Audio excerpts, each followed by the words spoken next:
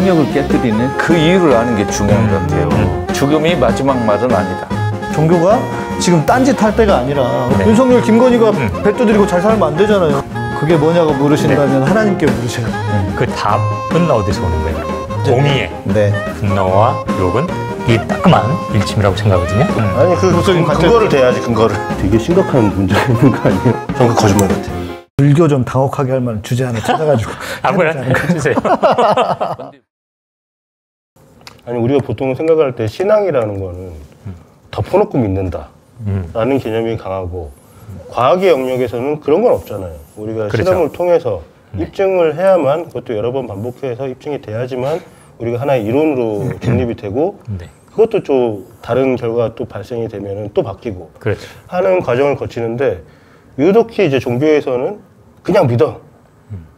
안 믿기는데 어떻게 그거 어떻게 믿냐고. 사람이 죽었다가 살아나고 하늘로 날아가고 뭐 이런 거 어떻게 믿냐고요. 안 믿으면 되죠. 그러니까 너 교회 다니려면 믿어야 돼 라고 얘기를 하고 있는데, 그게 이제 제가 소시적에 고등학교 때 교회 열심히 다닐 때 창조과학회라는 곳에서 낸 책을 본 적이 있어요. 그때의 충격이 아직도 가시질 않아서 야, 그때는 와, 이거 되게 말이 된다. 성경에 특히 구약에 나와 있는 그 얘기들을, 제가 이제 제일 정확하게 기억에 남는 거는 노아의 홍수 얘기 같은 거를 상당히 설득력 있게 분석을 해놨다. 역시 이 성경은 과학적으로도 맞는구나, 이렇게 생각을 한 적이 있었거든요. 오늘 그 창조과학하고 불교에서 말하는, 불교는 과학을 얘기는 하진 않았지만 그렇죠. 불교에서 얘기하는 것들을 보면 지금 양재역하고도 되게 맞아 떨어지는 것 같고, 네네. 그걸 한번 접목을 시켜서 얘기를 해볼까요? 네네, 좋죠. 목사님이 그 창조과학이 뭔지 도대체 한번 얘기 좀 해주세요. 모르겠어요. 이 소위 말하는 창조과학이라고 하는 것이 지금 우리 시대의 가장 큰 특징이라고 하면 과학적인 거잖아요. 과학에 기반되어 있는 거잖아요. 그러다 보니까 그 과학과 성경을 좀 접목시켜보자, 뭐 이런 노력이 있었던 것 같아요. 그래서 지금 그 감독님 말씀하시는 그 이야기를, 저도 89학번인데 총신대 딱 입학했더니 뭐 이런 걸 가르치는 거야. 뭐 같지. 역시 성경은 진리야. 왜냐면 뭐 과학으로 설명한다 그러니까. 그런데 뭐 저는 최근 몇 년 전까지도 그냥 그런가 보다 했어요. 왜냐면 제가 이제 코스타라고 거기서 강의도 하고 그러는데, 강사들 중에 또 이 창조과학회 내용을 강의하는 분들도 계시고. 그럼 몇 년 전까지도 동의하셨던 거예요? 동의라기보다는 대강은 그랬구나. 그 몇 년인데 10년이 넘었습니다. 예, 신기하네요, 그래도. 왜냐면 그렇게 배웠으니까 얼마나 충격이었는데요. 그러니까 제가 보수라니까. 교수님. 이제 그런 움직임 속에서 만들어졌는데, 이제 과연 과학으로 성경을 보는 게 맞는가? 우리 교수님 말씀해 주신 것처럼. 아니, 성경이 과학책이냐고. 그리고 왜 굳이 과학으로 성경을 증명하려고 그래? 이게 더 찌질한 얘기예요. 그렇죠. 과학을 더 근본적인 기준으로 놓고, 그러니까요. 그거에 맞으니까 이렇게 좋아, 이렇게 말하는 거니까요. 그죠? 그렇죠. 그런데 또 그러면 그 창조과학자들이 말하고 있는 이게 그럼 맞냐? 이것도 진짜 엉터리예요. 예를 들면 우리 시작 전에 아까 궁창 얘기하셨잖아요. 궁창. 그러니까 하늘을 궁창이라고 쉽게 말하는데, 궁창 위에 물이 있어서 창세기에 보면 그거 아시잖아요. 궁창 위에 물이 있어서 그 물이 쏟아져서 이제 노아 홍수가 날 때 그랬다. 이거를 그래서 실제 창조과학자들은 그때는 하늘 위에 물층이 형성이 돼 있어서 마치 오존층처럼 인류가 살 수 있는 최적의 상태를 만들어줬다. 이렇게 주장을 해요. 그래서 하잖아. 아니, 그 자외선을 막아줘서 그래서 인간 수명도 훨씬 길고, 실제로 그 노아의 홍수 이전하고 이후하고 보면은 사람 수명이 바뀌거든요. 그렇지. 그러니까 말이 된단 말이에요. 되게. 내 두 가지 다를 내가 설명을 해줄게. 자, 첫 번째. 과연 그러면 진짜 궁창 위에 물이 있었느냐? 이거는 뭐냐면 고대 사람들은 과학적 사고가 없었잖아요. 그게 언제적이야? 벌써 창세기면은 한 6,000년 전 뭐 이렇게 거슬러 올라간단 말이에요. 뭐 적어도 4,000~5,000년 전으로. 사람들은 하늘에서 비가 오니까 하늘에 물이 있는 줄 알았어. 물통이 있는 줄 아는 거예요. 쉽게 말해서. 세면은 홍수되는 거고. 그랬던 거예요. 그게 그 고대인들, 그때 당시 고대 근동의 그냥 관념이었단 말이에요. 근데 그걸 과학적인 관점에서 해석을 해서 하늘에 물층이 있었다. 이거 너무 심한 거잖아요. 그리고 수명에 대한 이야기도 이게 이제 소위 말하는 과장이 고대 근동의 특징입니다. 고대 근동의 표현의 특징이에요. 그때 당시의 표현이라니까 그게. 그래서 고대에는 다 그렇게 좀 과장하게 했어요. 사람이 막 무드셀라는 969세를 살았다. 내가 또 이러면은 나보고 또 성경 안 믿는다고 그럴 사람이 있을 수 있는데 그게 고대의 고대 근동의 표현의 방식이었기 때문에 그 표현의 방식에 따르면 그렇게 길게 그리고 그 성경뿐만 아니라 더 이전에 그 고대 바벨론 여기 가보면은 막 왕들이 몇십만 년을 살았다고 나와요. 그래요? 네. 같은 맥락인 거죠. 그렇게 봐야죠. 요 얘기를 잠깐 제가 기억한 대로 한번 풀어드리면은 지금 저희가 하고 있는 얘기가 뭐냐면 그 창조과학회에서는 뭐라고 얘기를 하냐면 하늘 위에 그러니까 지구를 둘러싼 물의 층이 있었고 그 물의 층 때문에 인간이 크기도 크고 그 생육도 잘 되고 그 자외선이 사실 뭐 이렇게 세포 노화를 시키는 주범 중에 하나니까 네. 그 자외선 흡수해서 뭐 그렇게 돼 있었는데 하나님이 열받아서 그걸 무너뜨리는 바람에 노아의 홍수가 일어나고 그 이후로는 사람 수명도 줄고 하늘에 물까지 쏟아붓게 했다는 거죠. 그렇게 얘기를 하고 있거든요. 그래서 그게 굉장히 과학적이다라고 주장을 하고 있고 그거에 대한 근거가 노아까지는 한 900살 살았던 것 같아요. 근데 노아 자식들부터는 수명이 서서히 줄어가지고 노아의 한 2대, 3대쯤부터는 거의 지금 인간 수명 같이 줄어들었거든요. 한 100 몇십 살 정도. 그래서 그럼 정말 그게 설득력이 있다고. 그래? 저는 오히려 그거 들으면서 그러면 하나님이 열받아서 그랬다는데 그리고 그런 내용이 과학적이라고 생각되면 하나님이 열받은 것도 과학적인 거예요? 그것도 웃기네요. 이미 출발점부터 제가 보기에는 비과학적인 이야기로 시작되고 사실 창조과학은 어떤 의미에서 이제 더 아마 거론할 가치는 없는 것 같고요. 그게 그 후에 그것이 좀 그래도 살짝 이제 그런 비판을 접하고는 지적 설계론으로 변화했잖아요. 그래서 오히려 지적 설계론에 대해서는 아직까지도 좀 영향을 갖는 것 같아요. 지적 설계론이 뭔지 설명해 주셔야 될 것 같은데. 네, 지적 설계론은 쉽게 말하면 이제 그 창조과학자들이 얘기하던 이런 수준이 너무 안 돼. 이건 뭐 너무나 뻔하니까 안 되고 이 사람들 좀 머리를 굴려가지고 야 이 오묘한 세계를 봐라. 이거는 설계자가 없이는 진짜 진정한 그냥 창조주의 어떤 약간 표현의 변형이죠. 이런 지적인 존재가 상정되지 않고는 이건 불가능하다. 그래서 이것은 그러한 어떤 역사심이 그러한 지적 설계자에 의해서 지금 만들어진 이 세상이 그대로 진행될 뿐이지 니들이 잔머리로 뭐 이렇게 과학적으로 해서 되는 게 아니다. 뭐 이런 식으로까지 이제 나가는 거예요. 지적 설계론은 벌써 우리 한국의 현실에 비춰보면 틀린 것 같아요. 틀렸죠. 네. 하나님이 어떻게 윤석열, 김건희 같은 애를 만들겠어요, 설계를. 이미 틀렸죠, 그거. 벌써 틀렸고. 창조과학은 예를 들면 이제 종교는 거짓말, 뻥. 과학은 이성적이고 합리적이고. 이렇게 이해되던 시대에 우리 그리스도교가 말하는 내용을 좀 이성적으로 설명해보자 하는 그런 안타까운 마음에서 출발을 했어요. 그런데 예를 들면 구약성서의 창조, 그걸 좀 과학의 발견에 비추어봐 설명해보자 그런 이제 좋은 의도로 출발했는데 문제는 이분들이 과학적으로는 좋은 의도가 있었는데 이분들이 성서를 잘 몰랐던 거예요. 이게 구약성서가 마치 과학 기록인 것처럼 역사 기록인 것처럼 실제 일어난 일을 그대로 보고한 실험실의 기록처럼 오해했어요. 그래서 뭐 지금도 노아의 방주 찾으러 막 이스라엘 헤매는 사람도 아직도 있고 막 여기저기 있어요. 고고학자들도 있고 한데 그 안타까운 마음, 착한 마음은 참 좋지만 그걸 가지고 근거를 대거나 하는 건 좀 지나친 것 같아요. 예를 들면 창조과학 그러면 창조를 과학적으로 설명한다면 부활과학도 생겨야 되겠네요. 예수 부활도 과학적으로 설명해야 할 거 아니. 그 불가능하잖아요. 인간 복지. 예. 네. 근데 여기서도 이제 우리가 주목해야 될 거는 방금 말씀에도 있었습니다만 이성적인 게 곧 합리적이라는 어떤 우리들의 사고. 이거는 뭐 종교뿐만 아니라 과학자들도 마찬가지인데요. 그렇죠. 인간 자체가 계속. 네. 이성적인 것만이 합리적인 건 아닙니다. 이성적인 게 합리적일 수 있지만 합리적인 게 오직 이성적이라는 어떤 이런 근대적 사유가 지금 종교인들 사이에서도 혹은 과학자에서도 그렇네요. 자리 잡은 게 굉장히 우스운 거죠.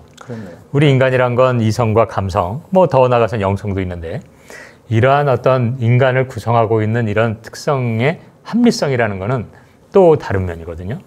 예를 들어서 감정의 합리성도 있습니다. 그렇죠. 그냥 요즘 얘기되는 스토커들은 그 균형을 잃어버린 거죠.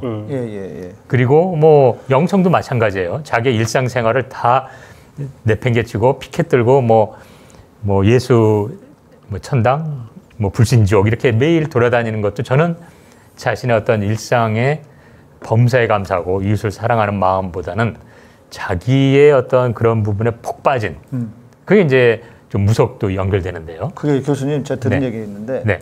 저는 그렇게 많이 안 해봤지만 네. 그렇게 하는 사람들 있잖아요. 막 지하철에서 막 전도하고 이런 사람들 특징이 있대요. 그게 뭐냐면 자기가 불안하대요.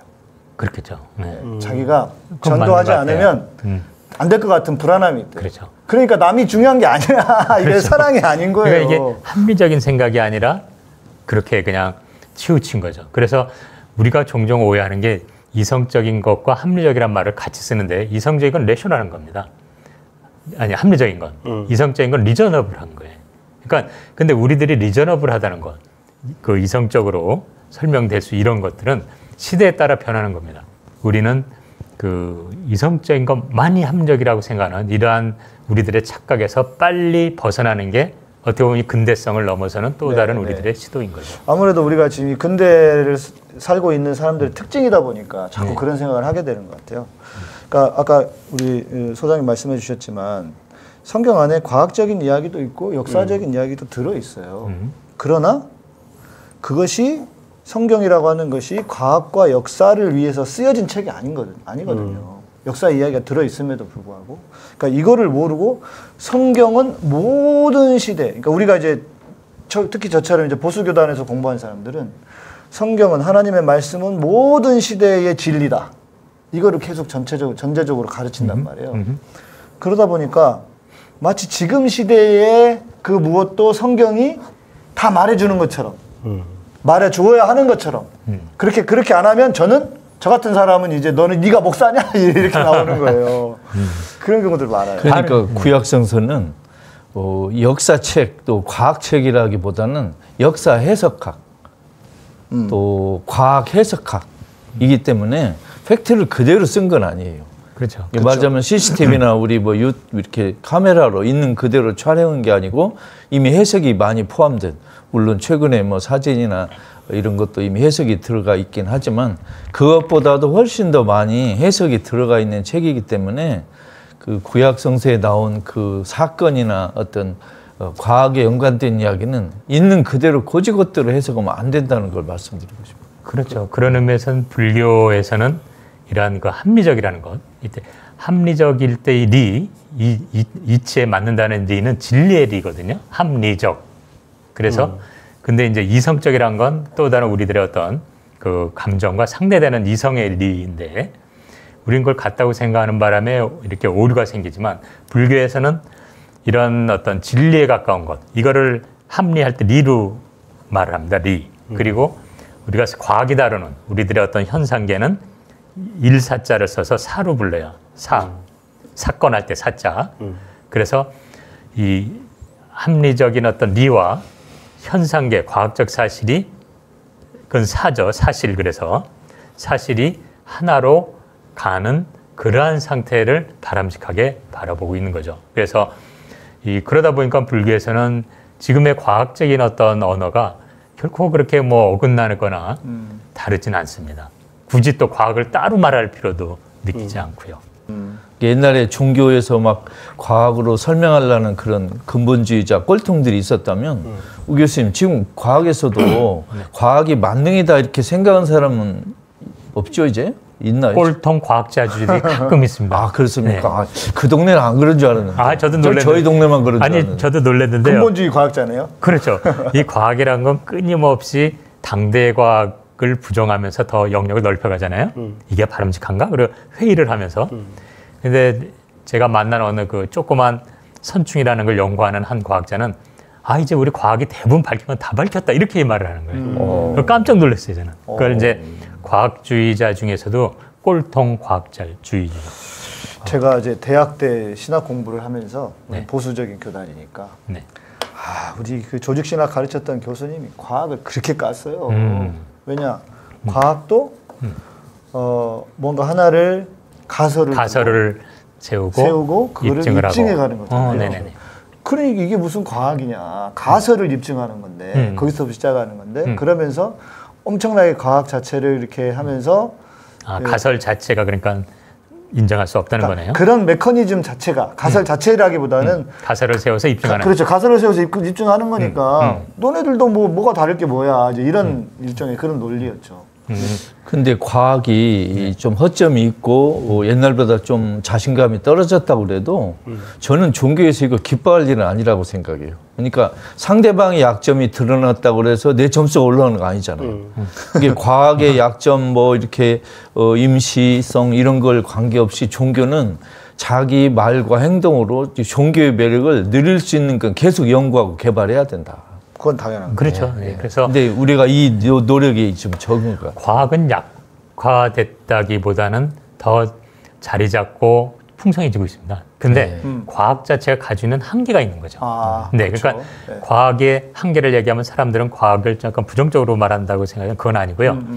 과학이란 걸 우리가 지금 착각하듯이 이것만이 진실이라고 생각하는, 그러나 과학은 열려있는 체제라서 마치 도그마가 아니라 이성적인 것만이 다 좋은 그렇죠. 것처럼 생각하는 거죠. 그러니까 우리 이성이라는 것도 우리가 가지고 있는 감각기관에 의해서 만든 하나의 논리적인 사유체제인데 이러한 유한한 감각기관으로 만들어진 사유체제가 사실 그 산물인 과학이 이 세상을 있는 그대로 본다는 것 자체가 우스운 거죠. 그렇죠. 맞아요. 그래서 겸손한 과학자들은 이거는 우리 사이에 우리가 관찰해서 만든 하나의 문화라고 얘기하거든요. 컬처.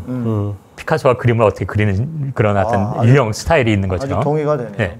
과학자가 되기 위해서는 대학원에 가서 그걸 막 배우고 과학적인 표현 방법을 다 배워야 되거든요. 네. 미술가가 미술 양식을 배우듯이. 그렇죠. 그래서 과학은 문화라는 것은 이미 1998년인가요? 99년도 세계 과학 철학자 대회에서 선언됐던 거라서 이거는 뭐 객관 보편적인 진리하고 전혀 거리가 멉니다. 우리가 그냥 세상을 바라보는 시각이에요. 이성이라는 수단으로. 그리고 특징은 열려 있는 거죠. 그래서 과학이 건강한 이유는 열려 있기 때문에 항상 그 검증해 나가는, 과학은 과학적 사실이 중요한 게 아니라 과학을 하는 그 방법론이 아주 중요한 겁니다. 그래서 그 방법론이 우리가 가진 이성 체계 내에서는 공감할 수 있기 때문에 과학적인 게 나왔을 때 사람들이 이제 그런 거야 라고 과학자가 제시한 증거를 믿는 거죠.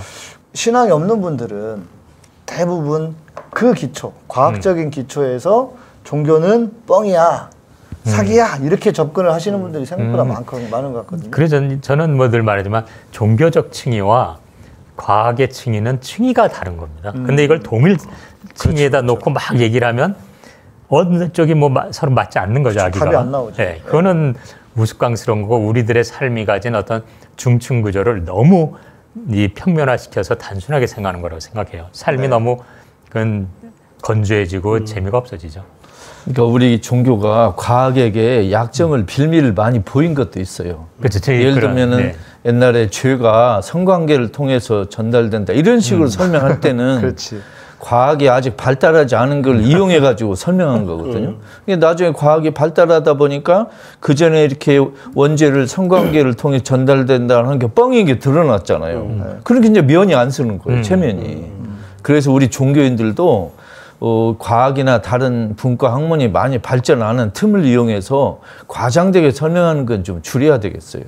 그렇죠. 그래서 그게 빌미를 주는 거예요. 종교야말로 종교가 담고 있는 함의를 전달하면서 그 함의가 시대변화에 어떻게 적용되고 어떻게 펼쳐지는가를 얘기해야 되지, 그냥 종교적인 뭐 계율이나 원칙으로 딱 고정시켜 놓고 시대가 변하는데도 그걸 들이대면 바보가 되는 거죠. 좀 망하자는 거죠. 그거. 이게 이제 아까 특히 이제 창조과학 같은 경우는 성경의 창세기를 과학적으로 설명을 하려고 했던 노력을 많이 했던 것 같은데 이게 말 그대로 설화잖아요, 설화.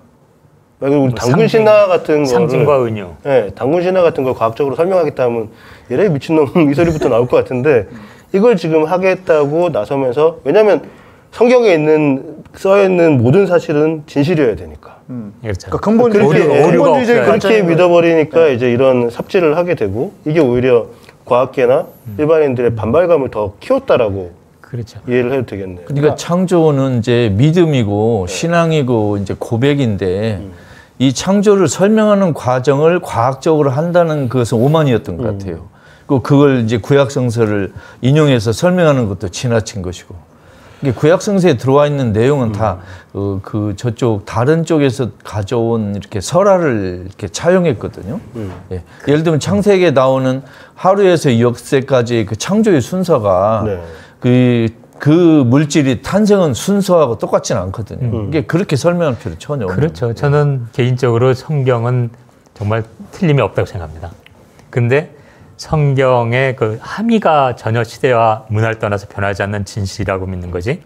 성경의 그 글자 하나하나가 그대로 그냥 고정돼서 그냥 오류가 없다고 생각하지는 않아요. 그러나 그 담고 있는 뜻은 전혀 오류가 없다고 생각하는 입장이고. 이게 진리란 말이 이제 특히 이제 믿음이 좋으셔, 신약성서에서 진짜 양다리라서.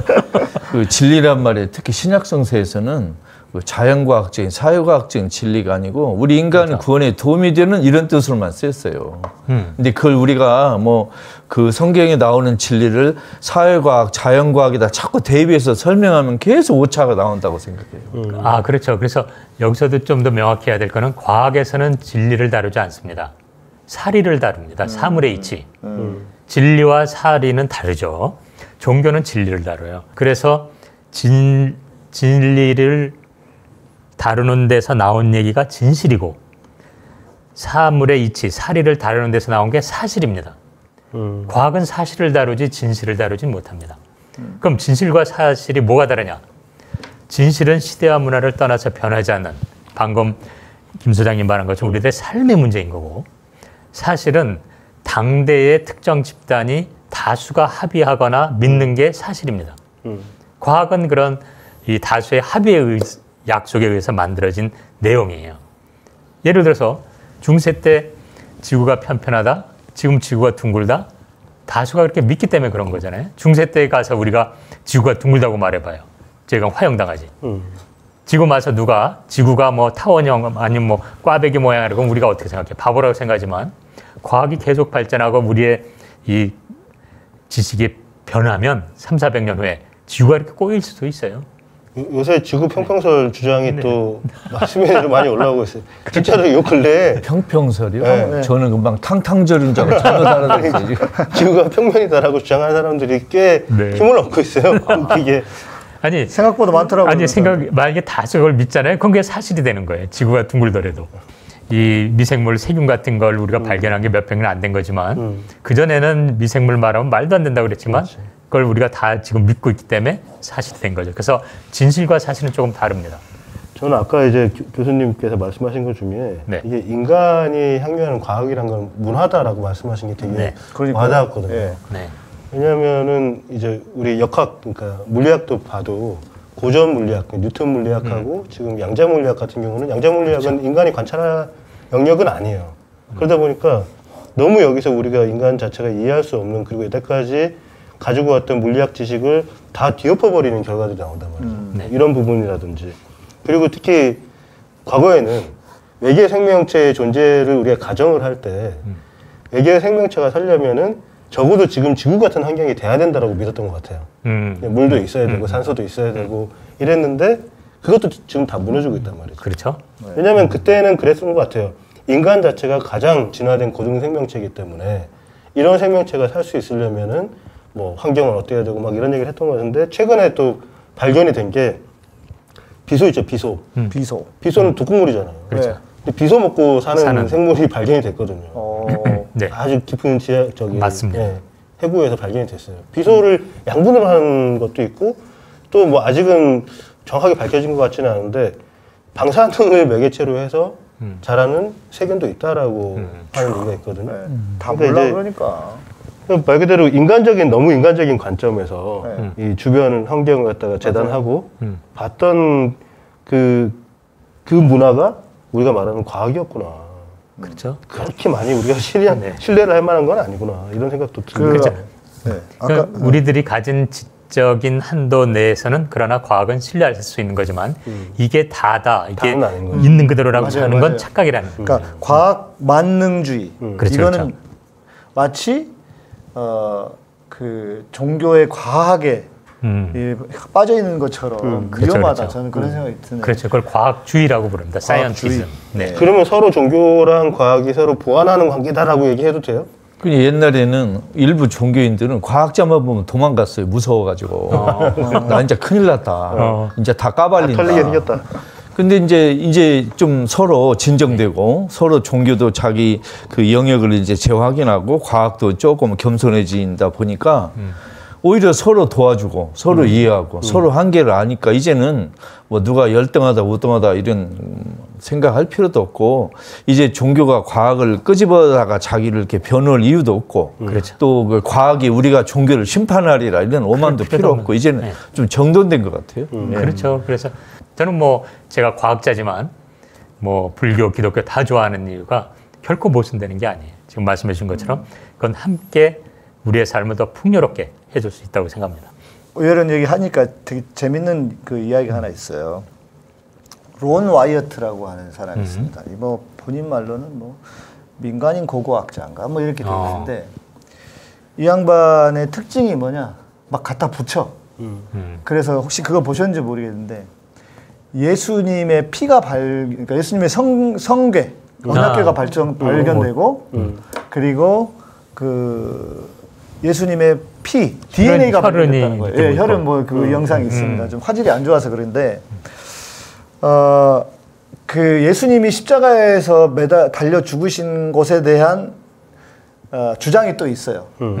그런데 이제 예루살렘에 가보시면은 아시겠지만 지금 있는 성묘교회, 거룩한 성묘교회가 아니고 심지어 예수님이 죽으신 곳도 가든 툼이라고 해서 정원 묘라 그래서 그 예루살렘 성 살짝 밖에 있는 곳이 있습니다.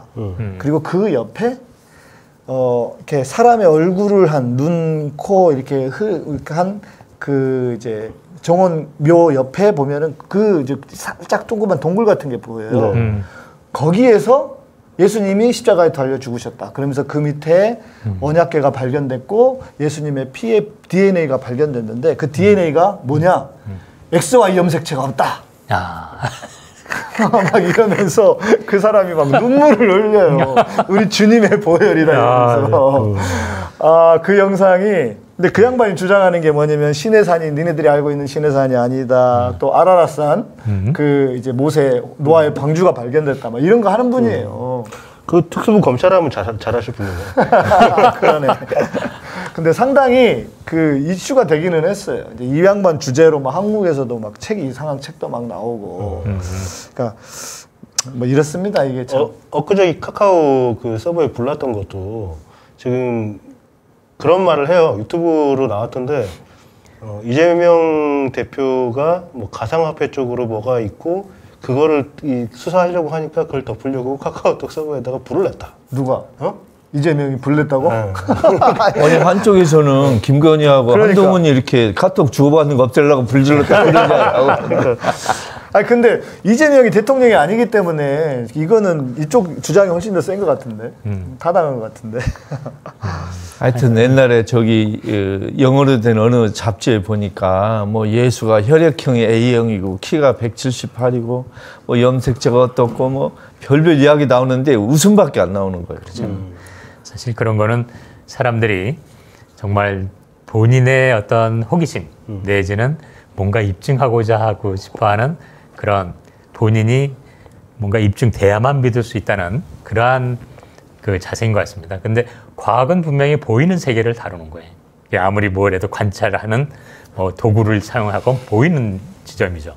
그러나 이런 종교는 불교건 기독교건 보이지 않는 세계를 말해주는 겁니다.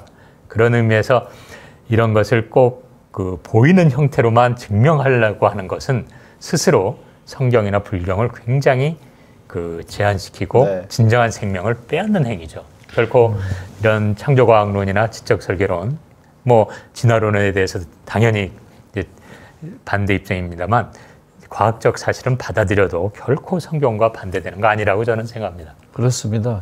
지금 우리 오히려 더 과학이 좀 더 빨리 발전해가지고 제발 우리 종교에서 지금 골머리를 앓고 있는 걸 좀 빨리 해명해 주셨으면 하고 기대하고 있습니다.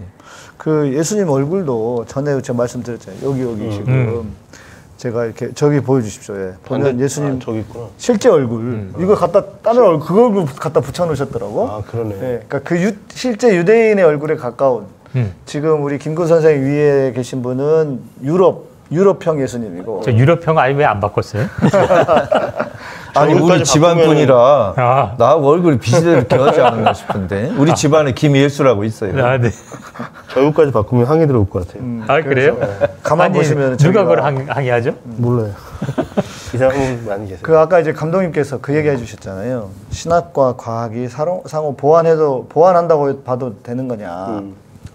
특히 이 창조 관련해서는 기독교에서는 엄청난 이슈죠. 왜냐하면 진화론이 있잖아요. 진화론은 과학이고 그러다 보니까 이제 여기에 맞서는 그 젊은 지구론, 소위 말해서 지구가 무슨 몇십만 년, 몇백만 년이냐, 말도 안 되는 소리야. 성경으로 보면은 6,000년이야, 6,000년. 성경 6,000년 성경으로 보면 하루를 만들고 하루 하나님 창조하시고 하루 이틀 이렇게 하는데 전체 창세기 1장부터 요한계시록까지 보면은 아니 지금까지 우리를 보면 전체가 6,000년이다 이렇게 보는 분들 거기서 이제 조금 더 쓰는 분들이 있어요. 그러니까 첫째 날, 둘째 날, 셋째 날 뭐 그 날 첫날 지으신 그 날짜가 우리가 알고 있는 24시간이 아니다. 실은 보수 신학에서도 그렇게 주장을 해요. 저도 그렇게 배웠어요. 그래서 이게 우리가 알고 있는 24시간의 날이 아니라고 그렇게 나는 총신대 꼴통에서도 그렇게 배웠는데 어느 순간에 이게 지구가 6,000년이라고 사람들이 교회 안에서 이거를 받아들이지 않으면은 창조과학회와 연결돼서 그런지 모르겠는데 이걸 받아들이지 않으면 마치 신앙이 없는 사람인 것처럼 만들어버려요. 근데 이게 원래 전통적인 기독교가 주장하던 게 아닙니다. 이게 안식교에서 나온 걸로 알고 있어요.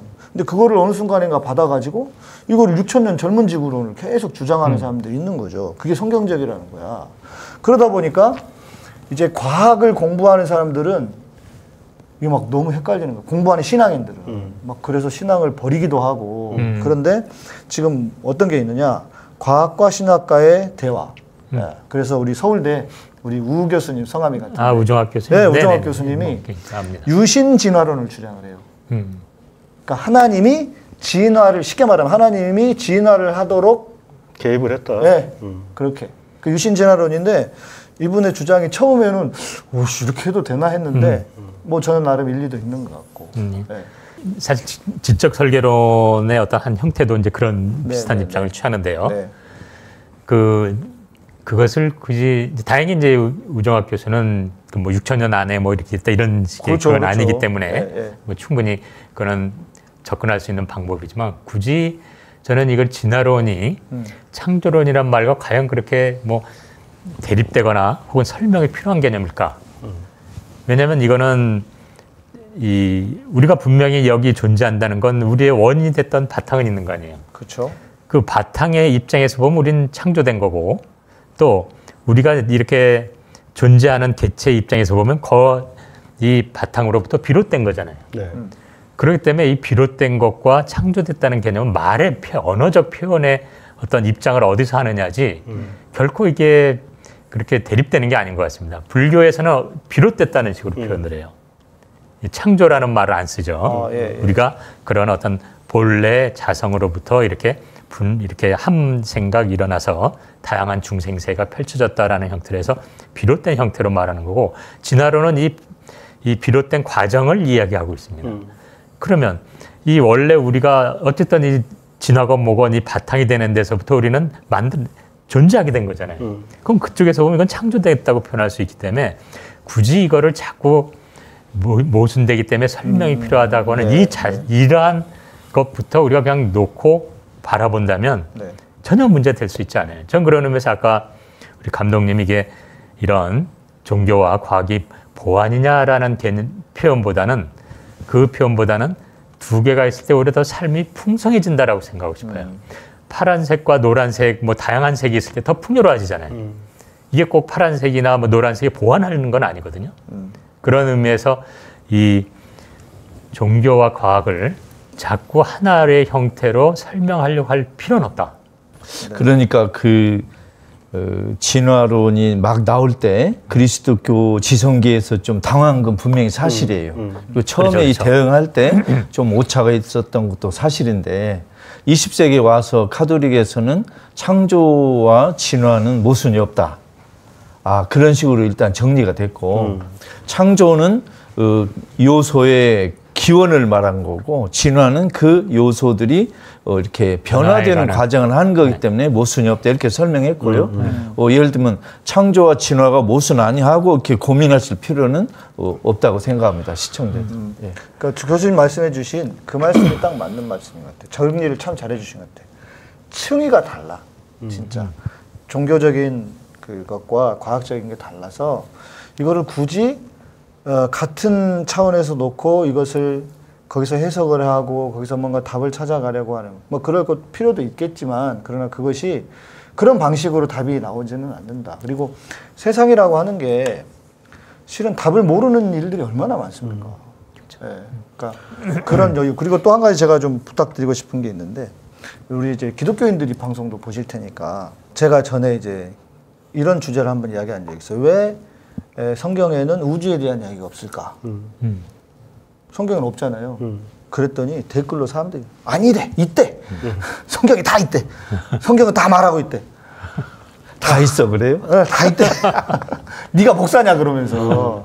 그러니까 이런 태도는 좀 안 가지시면 좋을 것 같아요. 이게 좋은 신앙이 그렇다고 해서 신앙이 좋아지는 게 아닙니다. 왜냐하면 성경이 말하고 있는 바는 인류의 인간의 이스라엘이라고 하는 백성을 나라를 통해서 어떻게 하나님이 구원해 가시는가에 대한 이야기를 하는 것이지 과학책이 아니고 역사책이 아니라니까요. 그 내용이 들어있다고 해서 그러니까 조금은 더 여유로운 마음을 좀 가지시면 좋겠다. 저는 그러니까 이제 우리 절에 다니는 분이나 교회 성당에 다니는 분들이 과학의 발전, 진화론에 대해서 전혀 두려움 갖지 말고 마음껏 불교, 개신교, 카톨릭 믿으세요. 그리고 이제 과학자들도 내가 이 진화론을 받아들여야 돼, 말해야 돼, 창조론을 포기해야 돼, 이런 고민하실 필요 없이 마음껏 연구하시고 교회 성당 절 열심히 나가세요. 그러시면 됩니다. 나가야 돼요? 네. 나가지 말라고 그러셨잖아. 아니, 좋은 데는 나가세요. 그런 것 같아요. 이제 우희정 교수님은 제가 여태까지 쭉 이걸 진행하면서 들어보면은 뭐 크리스찬이기도 하시고 또 불교 신도기도 하신 게 뭐 과학자이기도 하시고 근데 이것들이 다 뭐 이거에 집착을 해가지고 이것만 옳다라고 할 필요가 뭐가 있느냐. 사실은 우리가 사는데 다 도움이 되는 얘기들이 다 불교의 마인드인데 네, 그게. 불교적 맞죠. 불교적 관점 그리고 성경에서 말하는 진리도 다 일리가 있고 우리가 충분히 받아들여서 삶의 질을 높이는 데 그 이용할 수 함의는, 있다. 이렇게 지금 보시고 계신 거예요. 그런데 그런 태도가 우희정 교수님 개인의 그 아름다운 놀라운 태도이지 한국 조계종이나 불교 일반적인 태도가 아니에요. 그렇죠. 건동하시면 안 돼요. 맞죠? 그렇죠. 네. 난 그게 궁금해. 그게 교수님, 난 그게 궁금해.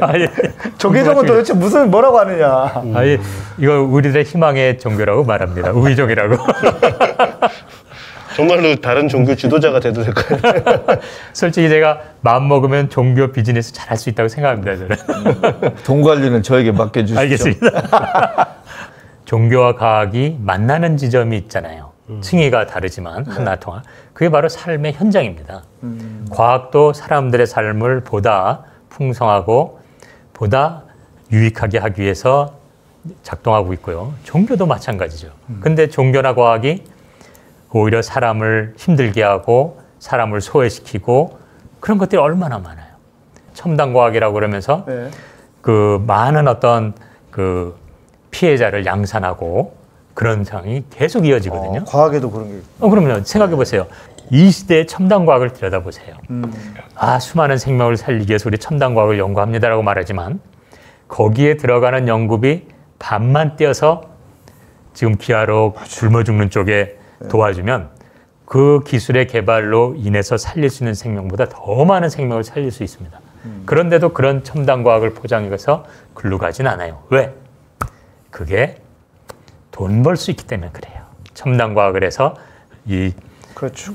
뭐 인공 장기를 개발한다, 뭐 수명을 늘린다 막 이러면 돈이 되기 때문에 수많은 연구비가 투자되고 그렇게 포장되는 겁니다. 그래서 과학은 결코 이렇게 방금 말씀드린 것처럼 객관 보편적인 게 아니라 굉장히 사회 구성적인 거고 문화적으로 이 변형되는 과정입니다. 그래서 이제 뭐 과학은 굉장히 옳아, 뭐 종교는 틀려 이런 건 진짜 낡은 생각이고요. 오히려 그런 의미에서 말한다면 종교는 시대와 문화를 떠나서 변하지 않고 인간의 삶을 그들과 함께하는 거기 때문에 저는 만약에 선택하라고 그러면 저는 종교를 선택하겠어요. 두 개 다 하셔야죠. 특기시잖아요. 예. 그러니까 굳이 선택하려면. 네, 진짜 그 수의학자이신 교수님, 과학자께서 말씀을 이렇게 해주시니까 더 신뢰가 가고. 저는 지금 온라인 교회를 하는 사람 입장으로서 제가 그렇게 한 이유가 있어요, 실은. 교회라고 하는 조직을 유지하기 위해서 들어가야 하는 비용과 에너지, 그리고 사람들을 거기에 쓰게 만들잖아요, 힘을. 근데 이게 과연 맞나? 왜냐하면 주님은 너희는 세상의 소금과 빛이라 이랬는데 우리가 모든 에너지를 교회다만 다 쓰고 세상은 나 몰라라 하면 그게 맞나? 반면에 뭐 우리가 주일날 예배를 그냥 한 번만 드리면 어때? 주일날 예배 한 번 깊이 찬양하고 예배 드리면서 나머지는 삶에서 내가 세상을 바꾼다는 게 실천하고. 뭡니까? 예, 세상을 바꾼다는 거는 다른 게 아니에요. 거창한 모토로 바뀌어지는 게 아니잖아요. 그냥 내 한 사람이 제대로 바뀌면 그 사람의 영향을 받아서 다른 사람을 바꿀 수 있고 그런 차원으로 세상이 바뀌는 거 아닌가?